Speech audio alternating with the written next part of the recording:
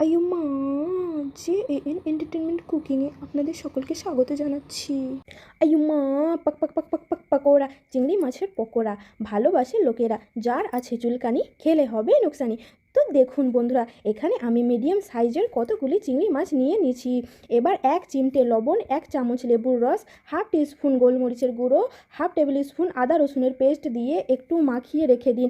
এবার একটা ডিম ভেঙে 1 চিমটে লবণ দিয়ে ভালো করে ফেটে নিন। তারপর একটা প্লেটে 1/4 কাপ ময়দা নিয়ে তাতে লঙ্কার গুঁড়ো, হলদি গুঁড়ো, গরম মশলার গুঁড়ো দিয়ে ভালো করে মিক্স করে নিন। তো ভিডিওটা দেখতে দেখতে লাইক, কমেন্ট, শেয়ার করে দিন। আর হ্যাঁ, সাবস্ক্রাইব করতে ভুলবেন না।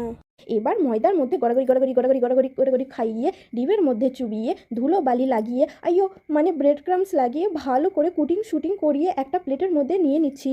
একইভাবে সবগুলি গড়াগড়ি খাইয়ে রেডি করে নিন। হাই বন্ধুরা, আমি ইউটিউবে নতুন চ্যানেল ওপেন করেছি। আমার ভিডিও যদি আপনাদের ভালো লাগে তাহলে একটা লাইক, শেয়ার, কমেন্ট অবশ্যই করবেন আর আমার চ্যানেলটিকে সাবস্ক্রাইব করে দেবেন। তারপর কড়াইয়ে তেল দিয়ে হালকা গরম করে একে একে মেকআপ করা কুটিং করা চিংড়িগুলি তেলের মধ্যে ছেড়ে দিন। লো টু মিডিয়াম ফ্লেমে ভেজে নিলেই আইয়ো মা রেডি চিংড়ি মাছের গরম গরম পকোড়া। তো বন্ধুরা, ভিডিওটা দেখতে দেখতে একটা প্রশ্ন শুনে যান। বাজার থেকে চিংড়ি মাছ এনে পরিষ্কার করে পকোড়া তো বানিয়ে ফেললাম, কিন্তু এখনও পর্যন্ত চিংড়ি মাছের পটি কোথায় আছে বুঝলাম না।